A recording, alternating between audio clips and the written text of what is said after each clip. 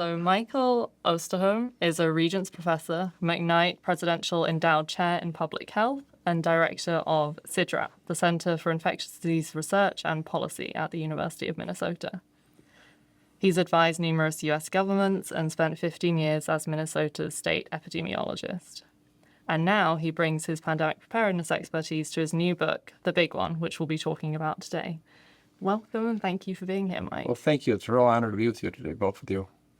So you start the book with a Tolstoy quote that says, "Nothing was ready for the war, which everyone expected." Is this how you feel about the state of pandemic preparedness today? You know, you would think, first of all, that having gone through a pandemic with COVID, it would have really informed us on how to be better prepared for the future pandemics, which will come. It's not a matter of if, it's a matter of when. As I say, the pandemic clock is ticking. We just don't know what time it is. And yet, I sit here today saying, you know what, we're less prepared now than we were getting into 2020 with COVID. And I say that because we've almost wanted to wall off our past. We don't want to talk about it, about what happened that we could learn from, what we could do that would improve our responses.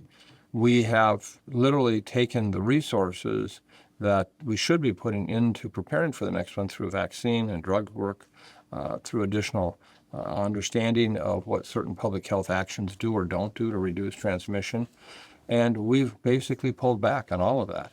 And it's not just a U.S. function. I know right now that many people look to the U.S. as being somewhat in a dysfunctional state because of the changes we're seeing in medical research, attention at the NIH, the FDA, et cetera.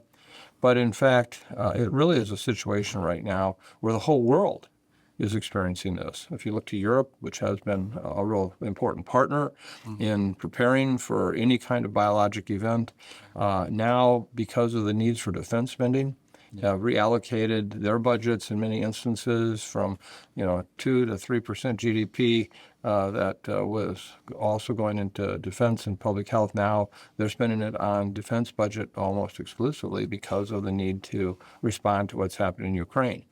And so on a global basis right now, we're not doing what we need to do for better flu vaccines, for better coronavirus vaccines. We're not doing what we need to do to understand, what are the public health actions we took actually helped us respond to the virus, which actually didn't really make a difference in terms of did it help or not. And then there's really those situations where we actually may have enhanced the problems because of lack of trust that developed between the community and public health. Thanks for sharing that. Before we dig deeper into everything that you cover in the big one, we'd like to sort of take a step back and think about how you got into the study of infectious disease and public health in the first place. We heard this story about you reading The New Yorker as a kid. Can you tell us more? Well, I was born and raised in a small Iowa farm town, and my father was a photographer at the local newspaper office. And the owners of the newspaper office and the entire operation were what I would consider a Renaissance couple. The wife basically was, I think, probably the only subscriber to the New Yorker magazine in all of Northeast Iowa back in the 1970s. And I happened to be at her place one day when I was in 7th grade. And I happened to look at the New Yorker that was sitting on her end table. And in it was a story by Bertrand Roget, a novelist, a writer, who would take outbreak investigations that the CDC did and write them up into kind of whodunit stories. And these were wonderfully entertaining. And I read this first one, and I was absolutely just, oh my gosh, this is what I want to do. And I've actually known since that time. Now, what was really very special about all of this, now this is in the late 1960s, okay?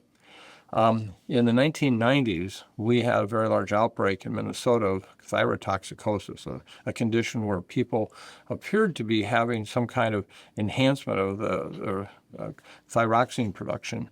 And as a result of that, they were actually dying from heart attacks and so forth from these hyperthyroid situations.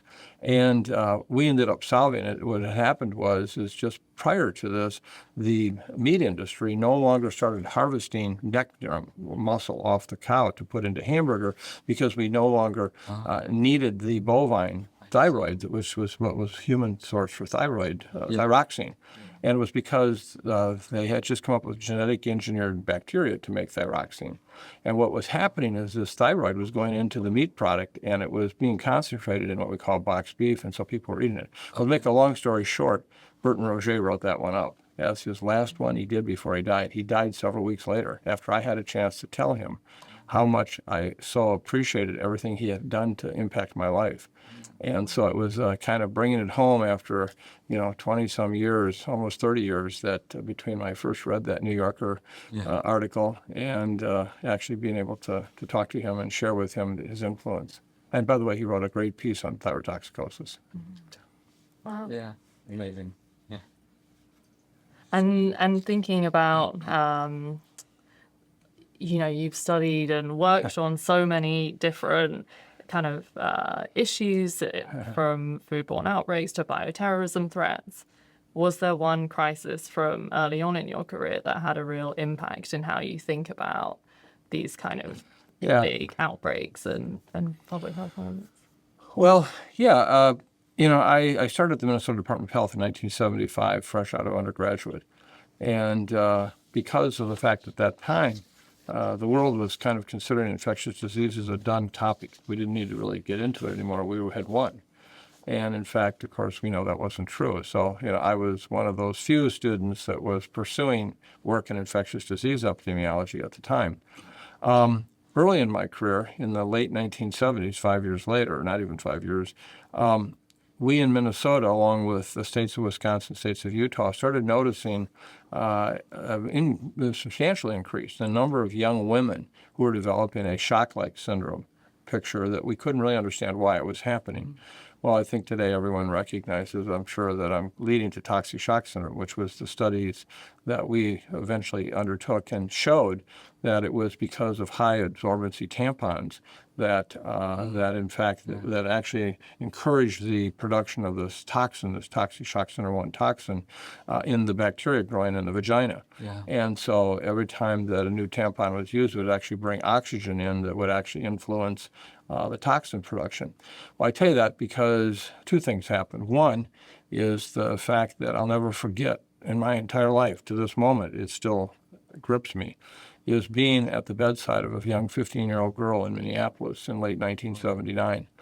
And as she was dying from toxic shock syndrome. And what happens with this is you basically have a leakage of all the fluid in your circulatory system into your third spaces, as they call it. And so this young woman had literally put on over 80 pounds of fluid and was hardly recognizable. And I was there at her bedside just literally shortly before she died. And her mother took me by the hand and took me across the hallway to a little chapel area and wanted me to see pictures. Remember, at that time we didn't have cell phones but actual photograph of her daughter. And she just said, I just want you to actually remember what she really looked like. And because she was beautiful. And I would not have had any belief that those two could have been the same persons when I saw them. And so that really left with me the issue because I looked at the mother and I said straightforward, we're going to fix this. We're going to find this out, what's happening here, and we're going to stop it. And I've never forgotten that, and I think everything I've worked on since that time keeps coming back to the faces of those who have suffered, the faces of those who have died, our commitment to protecting those. Surely that was very evident during COVID.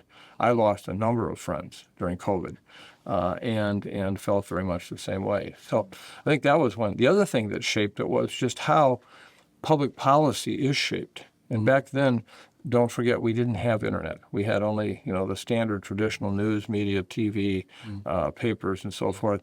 And our study, actually, when it was released in January of 1981, actually caused a lot of feathers to be ruffled because we disagreed with the CDC's conclusion it was Rely brand tampons only. It was Rely had actually garnered more than 80% of the high absorbency market share when it first came on the market in 1979-80. And so that really marked them.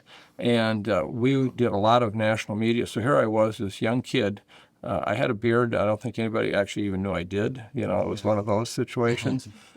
Here I am dealing on national TV and national media, and I hadn't even finished my PhD yet. And I was in charge of this thing. And so I learned early on also about, whoever's there's got to save the ship.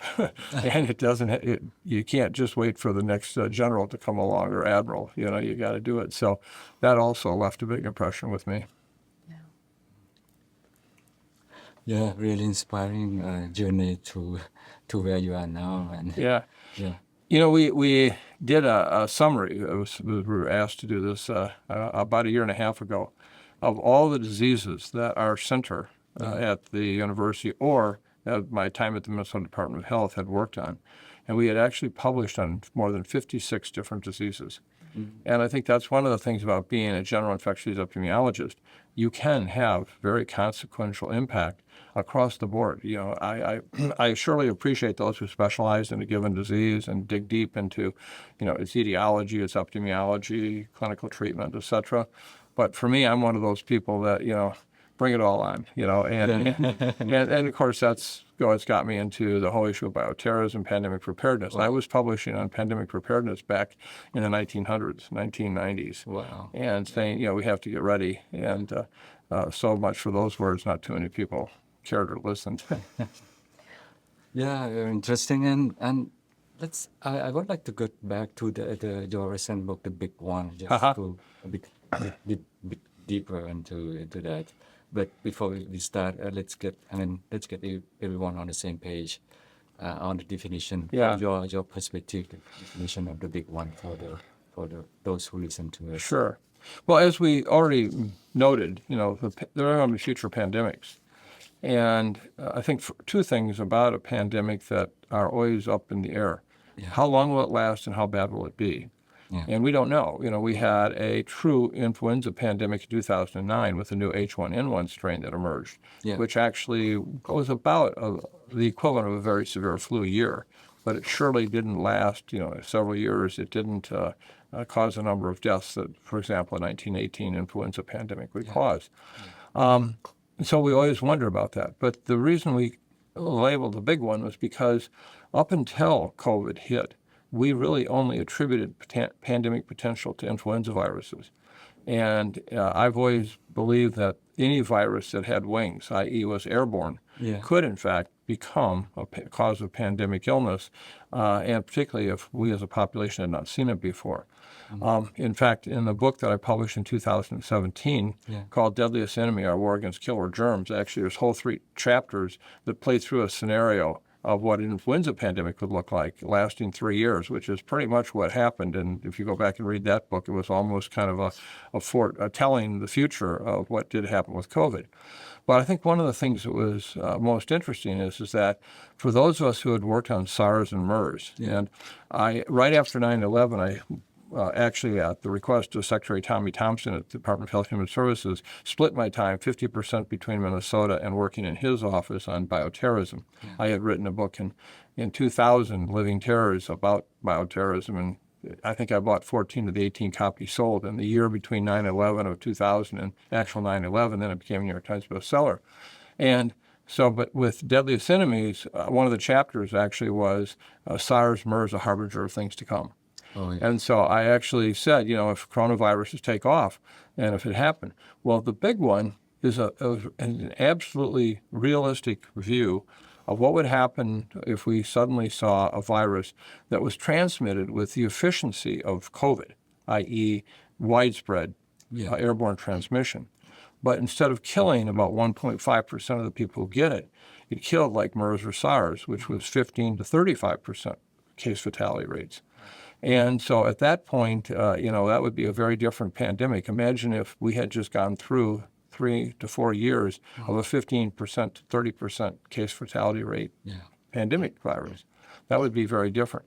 And so in the book, what we do is we lay out basically a very realistic scenario of what a new coronavirus could look like. And by the way, one that we've already now begun to find in nature that has this potential for a much higher transmission efficiency and at the same time killing at the rate that SARS and MERS did. And so we have to know that that could be a possibility. So just think about that. What would a pandemic look like? SARS, MERS overlapped now with COVID and how that could play out. And so what we tried to do in the book is build the scenarios, very realistic. We fact-checked everything. It basically was a discussion of a virus that emerged in Somalia on the Kenyan border and spread quickly around the world at that point. Everything in there was actually as it really is today, the clinics, the locations, the air flights, etc. And we wanted people to see as the pandemic continued to unfold, the different kinds of issues would come up, vaccines, mandates, lockdowns, all these things. And so the book actually reads as a storybook from chapter to chapter. Each chapter starts with the continuation of the scenario from the previous chapter, but then it ties in all the nonfiction, real gut issues that we have to deal with to try to get us. And then the final thing we do at the end of every chapter, we actually have a summary box of what are the key takeaways from this particular chapter. What should we know? What is it? Now, my concern is that I rather would not have wanted to write this book, quite honestly. I had said after the second book, I'm never going to write another book again, okay, because of the challenge at the time and everything. But one of the things that's been really difficult for me to watch is the lack of follow-up on the actual outcome of the pandemic and what we could have learned. We've not done a hot wash. We've not done the kind of review that would say this is what we should know for the future. And I think that this is really a challenge for us. And let me just give you an example of where it has worked. After the 9/11 event in the United States, the White House, Congress all got together and created the 9/11 Commission that basically did a very, very extensive review of what happened with 9/11. It was co-chaired by a Republican and a Democrat. There was no politics involved. It was, I would say, hard-hitting in a very responsible manner. It laid out all the challenges and said, these are the things it'll take to fix it. And they did it. And we should be doing the same thing with the COVID pandemic. We should be actually understanding what were all the things that went wrong. For example, in the book, one of the very first chapters, never do lockdowns, never. And I went into detail why and what it means. Now, that didn't sound like very public health to many people, because they thought that was what we should do. We lay open a lot of these issues here for discussion. And so this is my version of what would have been basically a hot wash had it been done by the government, which right now it won't be. The thing that I really am concerned about is the fact that we are so fixated right now on where did this virus come from, which is not an unimportant question, but we'll never know. We're never going to know, is this a spillover or was this in fact a lab leak? And I say that we'll never know. We need to move on and say either one could be a possibility. What are we doing to get ready for the future, for a spillover? What are we doing to get ready for a lab leak or to prevent a lab leak? Yeah. And so that to me is what the thrust of this book is about, is knowing that we're going to have more pandemics. Then what do we do to get better prepared? Yeah, interesting. Yeah. So you talk about this, the public health measure lockdown. Well, what didn't work, but I would like to see your opinion, insight on what China have done during the pandemic, the COVID. What works and what didn't work. The implementation measure in China, what in terms of public health response and human response. Well, first of all, the whole impact of a pandemic is not done till it's done. And what I mean by that is if you die in the first 6 months, you're dead. If you die in the second 6 months, you're dead. You die in the third, fourth, or fifth 6 months of the pandemic, you're dead. So it's a sum total game at the end. It's how many people were impacted by illness or by death throughout the entirety of the 3 years.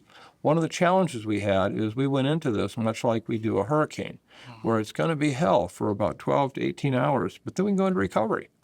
And people weren't looking at this as going to be a 3-year issue. In early March of 2020, I laid out the fact that I thought we could actually see 800,000 deaths in the next 18 months, and that would be, which we actually were at 790,000 deaths at the end of 18 months. But people weren't prepared for that long haul. And so if you're going to do lockdowns, Yeah. you have to have a way to exit that eventually so that you're still not exposed to the virus. Because if, as I said, if you died in the first 6 months, what's different than that dying in the second or the fourth or fifth 6 month, okay?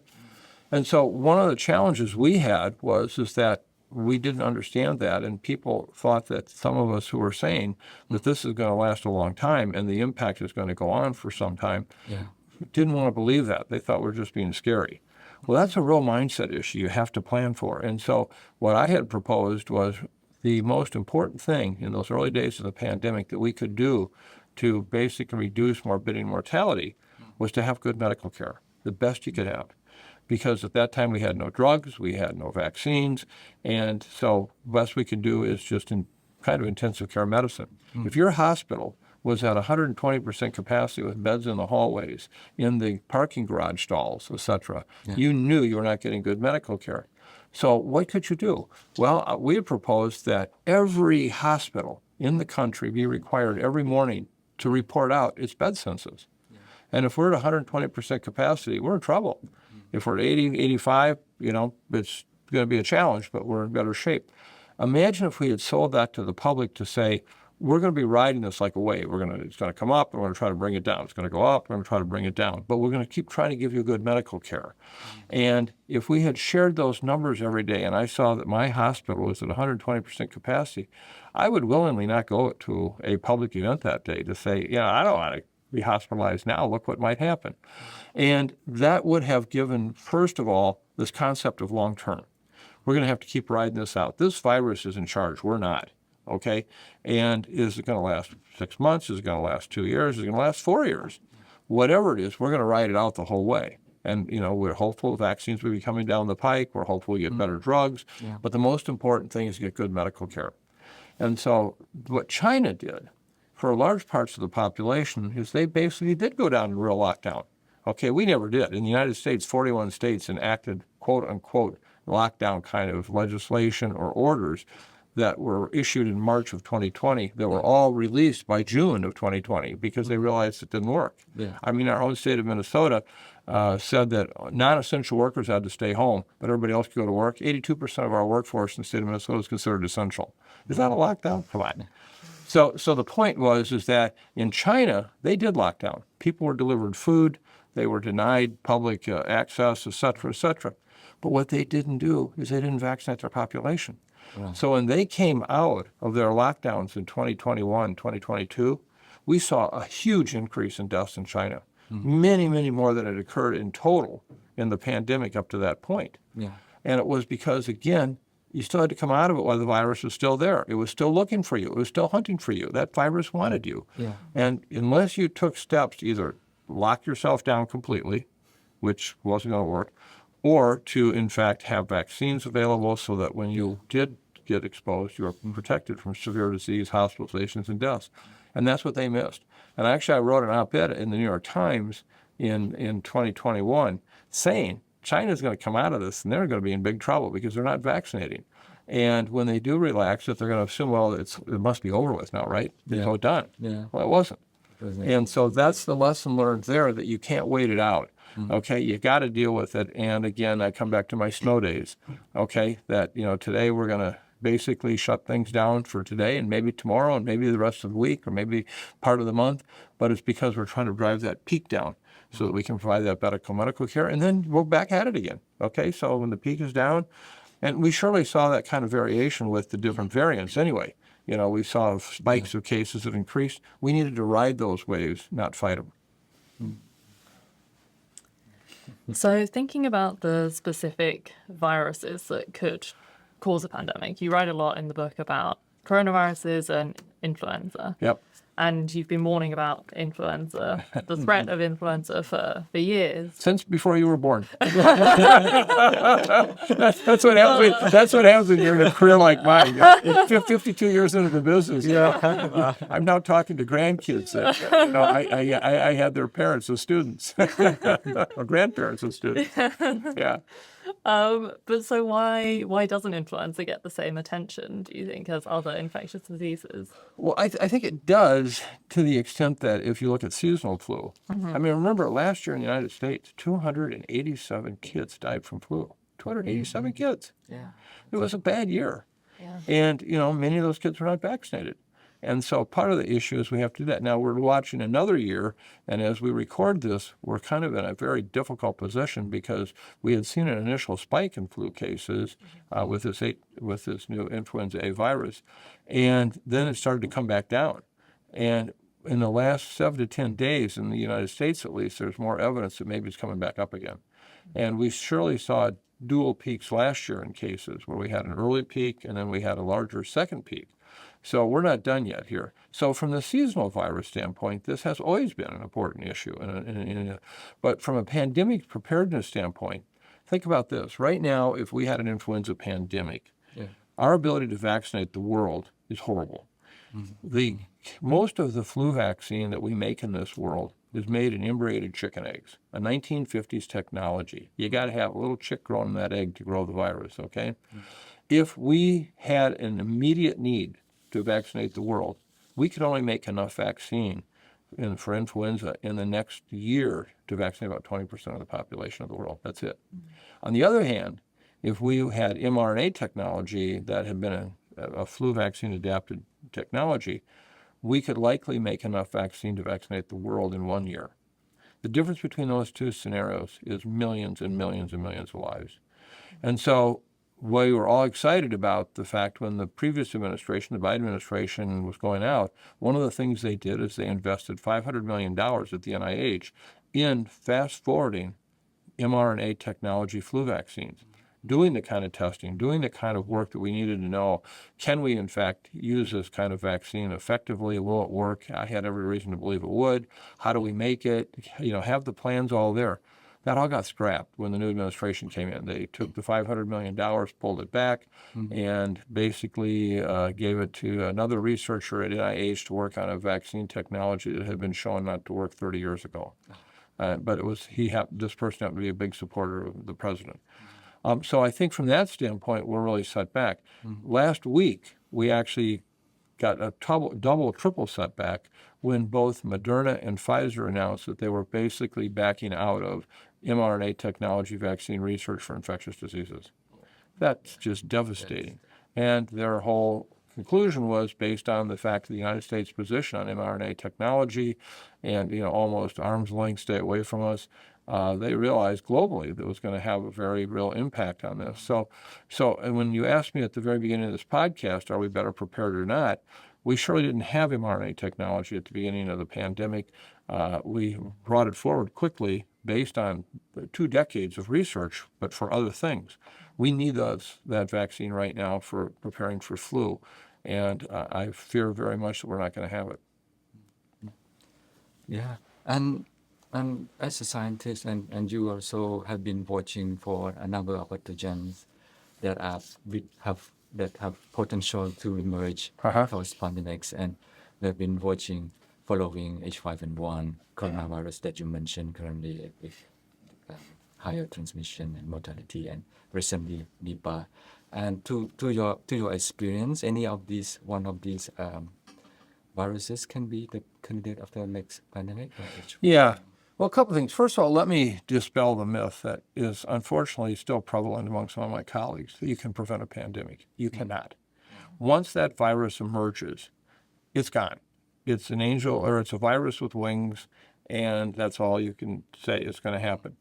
You could identify that virus 2 weeks before it finally developed that final capacity to be an airborne transmitted virus. You wouldn't know what to do with it. I mean, there's not a policy thing you would do, because we wouldn't suddenly invest in something. We've been there to only find, like H5N1, that it didn't ultimately become the widespread virus. Now, maybe H5N1 will still do that. I've been following this. I was in Thailand, Indonesia, etc., back in the early 2000 time period working on H5. I was convinced at that time it was going to be the next pandemic virus.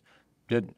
I was at the National Science Advisory Board meeting on biosecurity, a group that I was a member of back in 2012 when two very prominent flu researchers came in and said we're one or two mutations away from H5N1 causing a horrible pandemic. Didn't happen.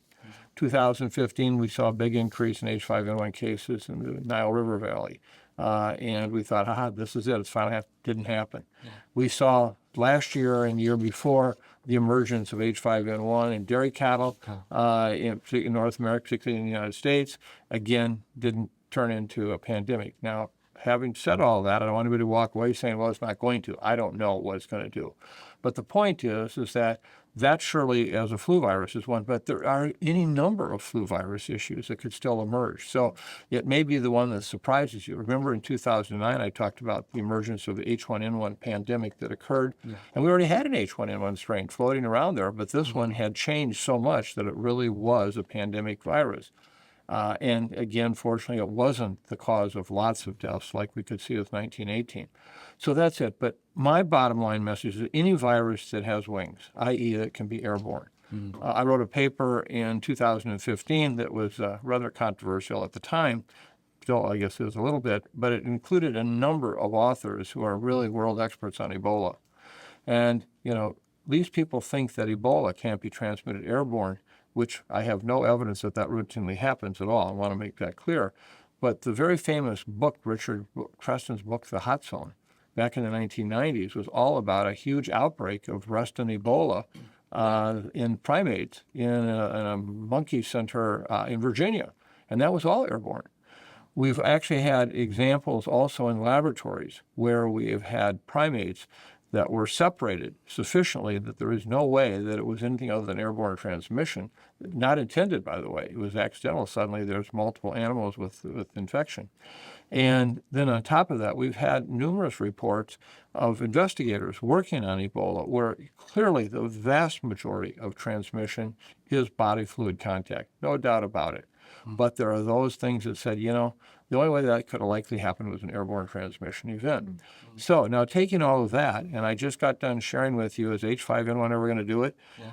Well, I say the same thing about Ebola. Is Ebola ever going to become an airborne pathogen? I don't know. I don't think we can say that at this case, but we can't rule it out. We have enough warnings.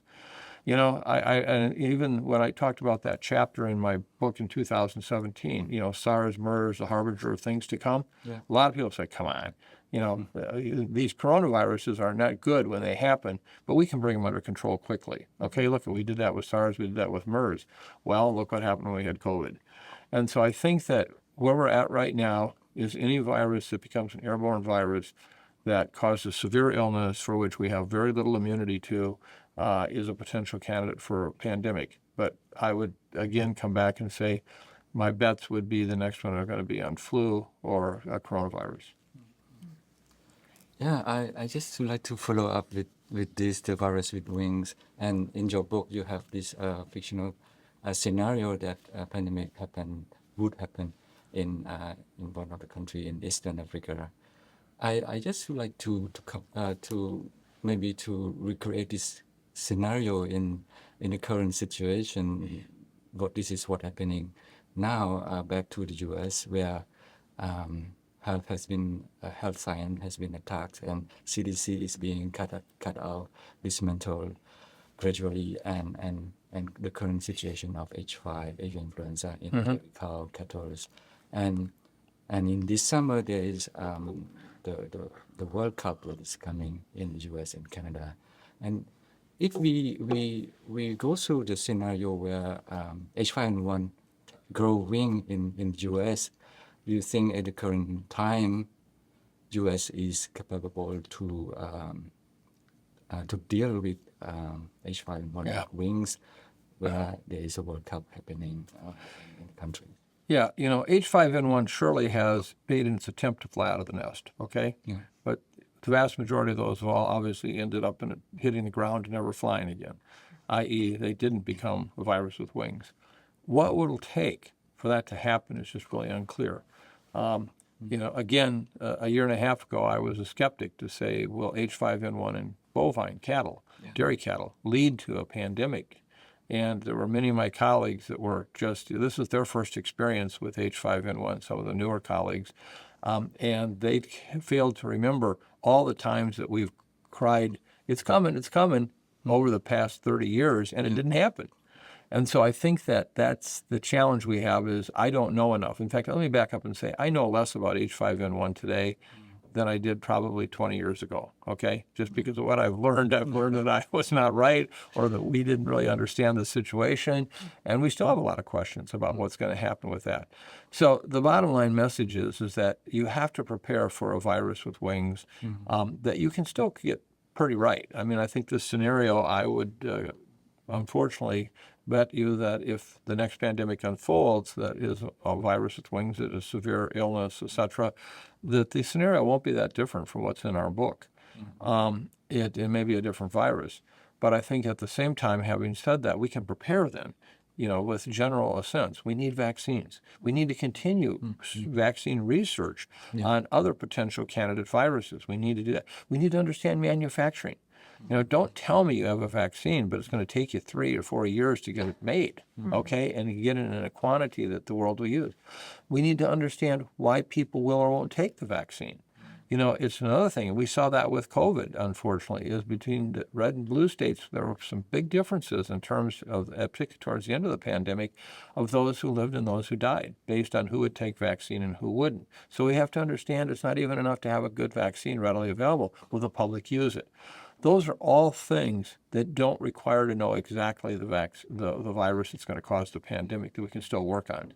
And I think that's what is there. And that's why I'm so excited about the new center here at McGill with PERL. I think it is a really outstanding opportunity here to keep contributing to that drumbeat of preparedness. We got to be ready. Remember, if I say it once, I say it 1,000 times. The pandemic clock is ticking. We just don't know what time it is. Back to you. Kind of I want to step into thinking a bit more about the politics of all this, because you touch on this scenario that you have in the book, and the president, as represented in the book, is someone who is gathering this group of experts, seems to be listening to them, is balancing lots of different demands, but ultimately seems to recognize the expertise of public health and scientific professionals. That's not always the case, of course. And so I'm wondering, how do public health professionals navigate these different scenarios where they might not be listened to? You talk a lot in the book as well about communication and the challenges there. It's the conditions we're under. It's what we're given for the basis. You just have to operate accordingly. Our center and my work specifically, since 1975 when I first got into the business, I was at the Minnesota Department of Health. I worked for 2 Republican governors, 2 Democratic governors, and 1 independent candidate. I have served a role in every presidential administration since Ronald Reagan, where I was involved with the HIV/AIDS Commission.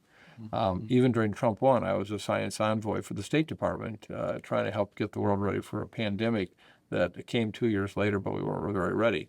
And the whole point of that discussion is that I've never been political. My job is to call balls and strikes, and that's it. And I think for that reason, we've been very fortunate to work with, both sides. I was on the Biden-Harris transition team for COVID. I spent 3 years helping President Bush respond to the issues of 9/11 and the terrorism side.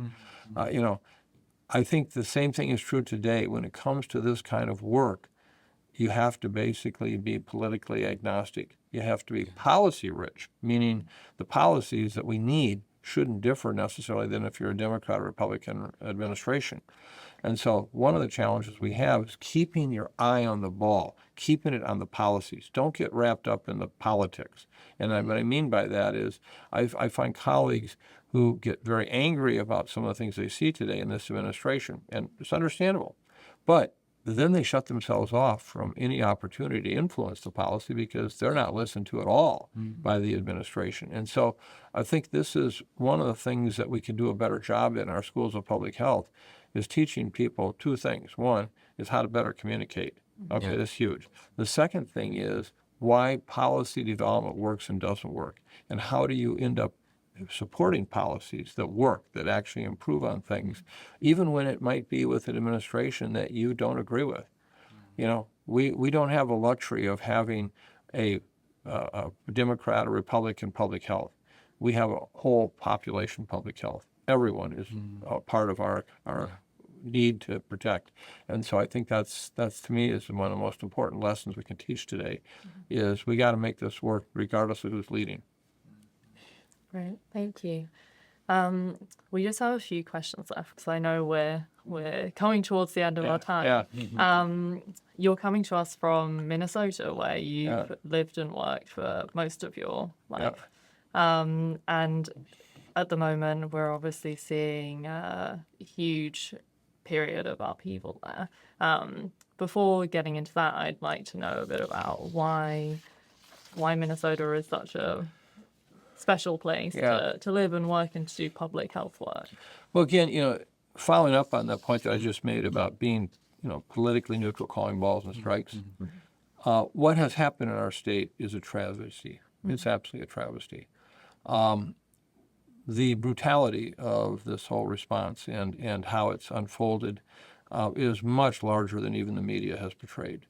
I mean, I have friends and colleagues who are black or brown who haven't been out of their homes for weeks and weeks, and they say, well, if they're here illegally, they should be deported. These are citizens of Minnesota that are getting stopped, basically because of their skin color, getting pulled out of cars, getting sent to detention. And so this is, and what Minnesotans have said, enough, we'll stand up. We as a state are standing up. We're saying this is not acceptable. And I think in that sense, I see Minnesotans almost as a group of patriots that are saying, this is going to go from state to state to state, city to city to city, if somebody doesn't stand up and deal with it. And unfortunately, the price has been high. The 2 deaths, but in addition, all the others. We're getting more and more reports of people who actually very urgently need health care that are afraid to go to the hospitals because ICE is there. And they are suffering some very severe health consequences for that. The implications of this are huge. Are we going to basically save our democracy in a sense or not? And I think that I'm speaking now as a Minnesotan, not as a professional, an academic. When I watch this and I see what's happening, I can only say that we as a country need to know that this moment in Minnesota will actually be the bellwether for the entire country for the years to come, and we need to do that. So I'm optimistic that Minnesotans will stay the course. When I watch a march, 55,000 very, very respectful, peaceful people marching in minus 15-degree weather, 15-degree Fahrenheit weather, and spending hours outside protesting, you know how committed we are. And so from that standpoint, please, the rest of the world, stay with us.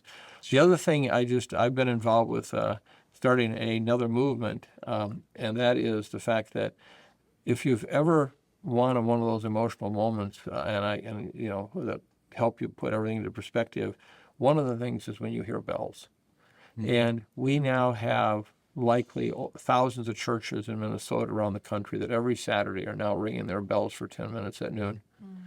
And in solidarity. Remarkable. We need that. Well, I'll say as devastating as it's been to see, everything unfolding with ICE, it's also been really moving and inspiring to see Minnesotans coming out and seemingly being in community together and resisting, which is essential. Yep. Shifting gears just to think about one lovely story that you tell in the big one, which is about a first edition copy of Vital Statistics that you have. Yes. And I wondered if you could just share that story and tell us about the importance of mentorship in your career. Yeah. So basically, I've been the product of a number of people, for reasons I still can't completely understand, who've invested a lot in me over my 52 years in the business. One of those was D.A. Henderson, who, of course, anyone at Hopkins knows well. I mean, people worldwide know him well, but at Hopkins in particular. And D.A., when he was a young man, was at the CDC under the tutelage of Alex Langmuir, who was the father of the modern EIS, who basically brought infectious disease surveillance to a whole new level. And he had a book written by basically one of the great statisticians / people of the 1800s, William Farr. And when DA was called to go to WHO to head up the smallpox program, Alex gave him his copy of that book, the original book. Yeah. And he annotated in a note in it, that this was meant to pass on to DA as kind of the next generation, and, his job was it. Well, when I left the state health department and came to the university full time, I'd always been at the university part time. DA passed that book on to me, and I can't tell you how much it means to me. And my job is to pass it on to the next generation. And so you can see how it went from Farr to Langmuir to DA to me, and now, the future. And I'm really honored that I got that book. It meant the world to me, coming from D.A. Henderson. And he was a great mentor.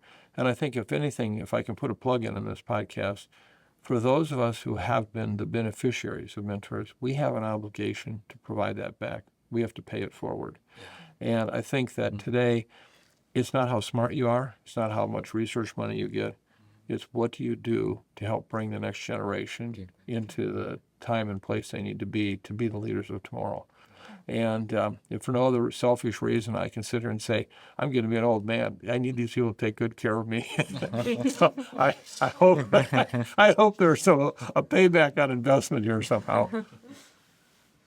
Thank you so much. And Thank you. And thank you for all your incredible work and how it's impacted the world. I mean, Well, yeah, thank you. we're I'm very grateful fortunate. for it. I'm very, very fortunate. So, I have to say that one of the other things is a very important point to me that I think about every day. Epidemiology is a team sport. It is not a single, I can go out and change the world. And so, as much as I even talk about mentors, it's really how do you bring together the team? And I have been the beneficiary of amazing teams over the course of my career. In fact, I still work with people that I started working with 40-some years ago. And, I jokingly say we can dance in the dark and not bump into each other. It's a really remarkable thing. But I also have newly minted graduate students, PhDs, that frankly, if they were 25 years older and I was 25 years younger, I'd be working for them. And I think that's a really exciting part of my career right now, is to see that difference in ages, but yet similar commitment to public health and what they can do. So I'm looking at two superstars here right now. So one day when I'm long gone, and they talk about me as, who is that guy again? You two can remember that I called it. I called it here. Well, we certainly won't be forgetting you anytime soon, Mike. People don't forget train wrecks. They're very loud, lots of bending metal, lots of sparks. You don't forget train wrecks. Very inspiring change and thoughtful and very enriching experience to Thank you. make a change with you. I'm honored to be with both of you. I'm honored. Thank you. Thank you. Thank you very much. Amazing.